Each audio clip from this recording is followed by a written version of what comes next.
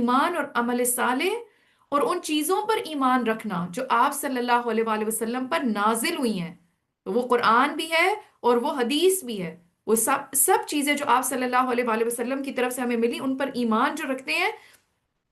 تو اللہ سبحانہ وتعالیٰ ایسے لوگوں کے لیے کیا وعدہ کرتے ہیں؟ کفر عنہم سیئاتہم واصلح بالہم. ٹھیک ہے، اللہ تعالیٰ ان کی برائیوں کو بھی دور کرتے ہیں، ان کے حال کو درست کر دیتے ہیں. اور یہاں پر آپ دیکھیں کہ کیا بات آگے جو ہم نے ابھی پڑھی آیت نمبر 5 اور 6 میں، پھر سیہدیہم ویصلح بالہم ویدخلہم الجنۃ عرفہا لہم.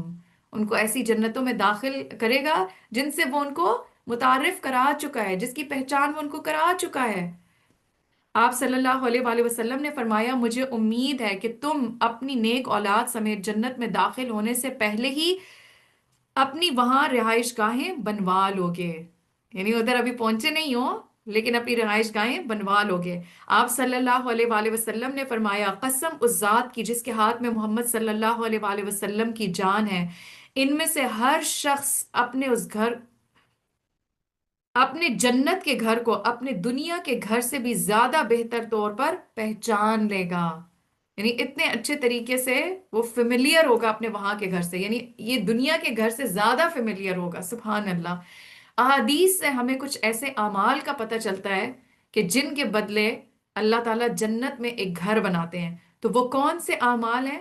جیسے اس میں آتا ہے کہ ایک حدیث میں آتا ہے آپ صلی اللہ علیہ وآلہ وسلم نے فرمایا جو شخص دن رات میں 12 رکعتیں ادا کرے اس کے لیے جنت میں ایک گھر بنایا جائے گا. تو یہ جو سنتیں ہم نمازوں کے ساتھ پڑھتے ہیں نا، یہ دن کی 12 رکعات بنتی ہیں. تو اگر ہم فرائض کے ساتھ ساتھ سنت کو پورا کر رہے ہیں تو اس گھر کے مستحق ہو رہے ہیں، جنت میں ایک گھر بن رہا ہے. اس کے علاوہ آپ صلی اللہ علیہ وآلہ وسلم نے فرمایا جس نے چاشت کی 4 رکعتیں اور ظہر سے پہلے کی 4 رکعتیں پڑھیں اس کے لیے جنت میں ایک گھر بنایا جائے گا.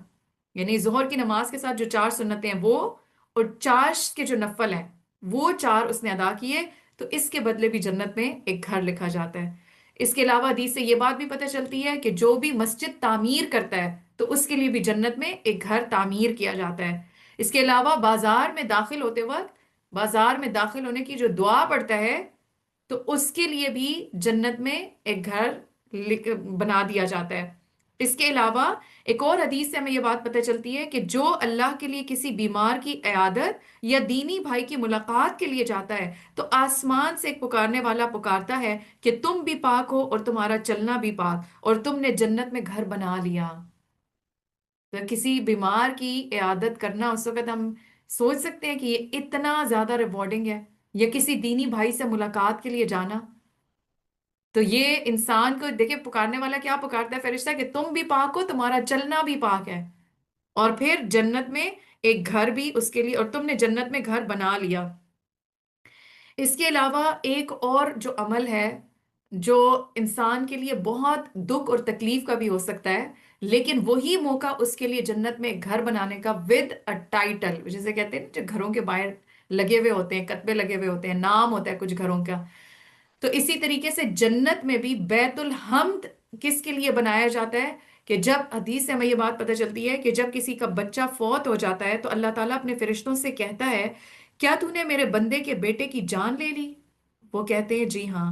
اللہ تعالیٰ فرماتے ہیں کیا تو نے اس کے دل کا پھل قبض کر لیا؟ وہ کہتے ہیں جی ہاں. اللہ تعالیٰ کہتے ہیں پھر میرے بندے نے کیا کہا؟ فرشتے کہتے ہیں انہوں نے کہا، اس نے تیری تعریف کی اور کہا انا للہ و انا الیہ راجعون. تعریف کی، اس پہ بھی اللہ کی حمد، اللہ کا شکر بیان کیا. آپ دیکھیں نعمتوں میں بھی ہم بعض دفعہ شکر بھول جاتے ہیں.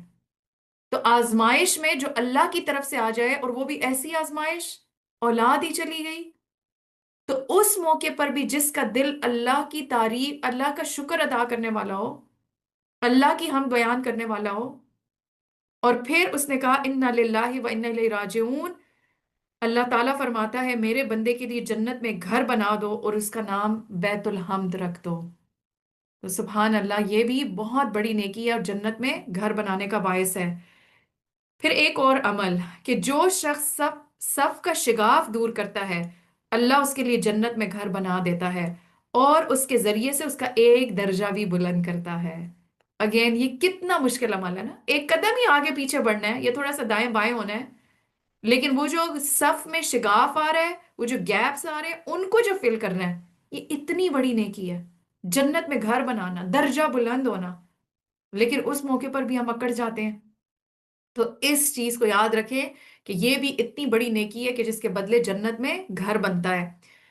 اسی طریقے سے ایک حدیث میں 3 مختلف اعمال کے کرنے والوں کے لیے آپ صلی اللہ علیہ وآلہ وسلم نے جنت کے 3 مختلف مقامات پر گھر کی ضمانت دی ہے۔ اور وہ کیا ہے؟ آپ دیکھیں، جو جنت کے جیسے ہم دنیا میں بھی کہیں پہ بھی پلاٹس دیکھتے ہیں، تو اس میں بھی پھر ہر ایریا میں پھر کچھ ہوتے ہیں کارنر پلاٹس، کچھ ہوتے ہیں پھر اس کا سینٹر، اور کچھ ہوتے ہیں اعلیٰ درجہ، یعنی وہاں پہ بھی جو بیسٹ سیکٹر ہے وہ کون سا ہے۔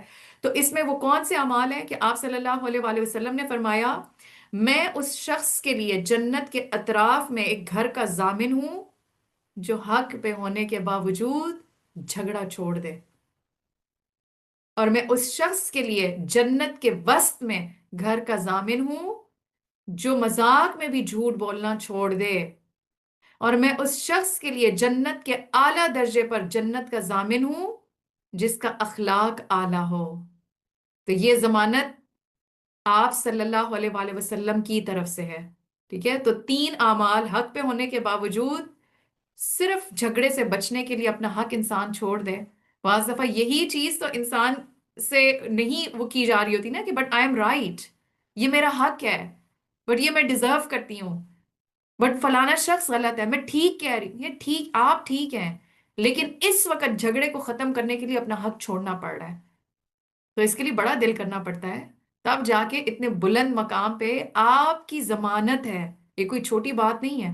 اور پھر جھوٹ چھوڑ دینا، یہاں تک کہ مذاق جس کو ہم کہتے ہیں، I was just joking, I am kidding, نہیں میں تو اس کو سرپرائز دینا چاہ رہی تھی اس لیے میں نے یہ چیز ایسے بولی، حالانکہ وہ ایسے ہوتی نہیں ہے۔ تو ہم سوچ لیں کہ ہم کہاں کہاں پہ کون کون سے ایسے اوکیزنز ہیں جہاں پہ ہم ابھی بھی جھوٹ بولتے ہیں، اور ہم نہیں ریکگنائز کرتے اس کو کہ یہ جھوٹ ہے۔ تو جو جھوٹ چھوڑ دے، یہاں تک کہ مذاق میں بھی جھوٹ بولنا چھوڑ دے، بعض دفعہ ہم کسی واقعے کو بیان کر رہے ہوتے ہیں تو سارے لوگ ہنس رہے ہوتے ہیں، تو ہم اس کی اور اس کو مزہ اس کا بڑھانے کے لیے پھر اس میں خود سے خود چیزیں ایڈ کر رہے ہوتے ہیں۔ تو کیوں کر رہے ہیں بلا وجہ ایک ایسا کام کہ جس کی وجہ سے اپنے سر گناہ لے رہے ہیں؟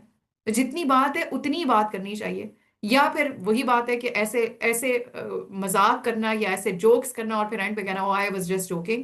تو جھوٹ کو بالکل زندگی سے نکال دیں۔ اگین ضمانت ہے آپ صلی اللہ علیہ وآلہ وسلم کی طرف سے جنت کے عین وسط میں، بیچوں بیچ میں گھر کی۔ اور پھر لاسٹ عمل کیا ہے؟ اچھا اخلاق، گڈ کیریکٹر، وہ کہاں سے پتہ چلے گا؟ جیسا قرآن بتا رہا ہے۔